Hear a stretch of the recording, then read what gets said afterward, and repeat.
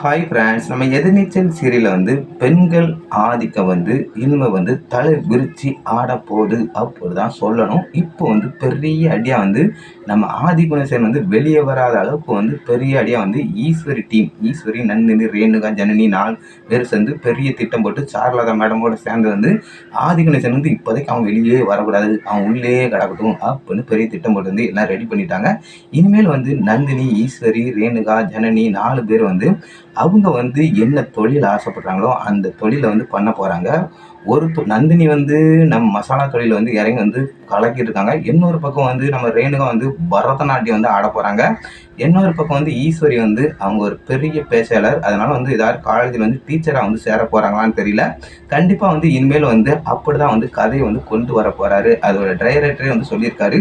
அதனால் இன்ட்ரெஸ்டிங்காக இருக்குன்னு நினைக்கிறேன். இதை பக்கம் யாரும் கீழே கமெண்ட் பண்ணுங்கள். பிடிச்சிருந்தாலே இங்கே பாய் ஃப்ரெண்ட்.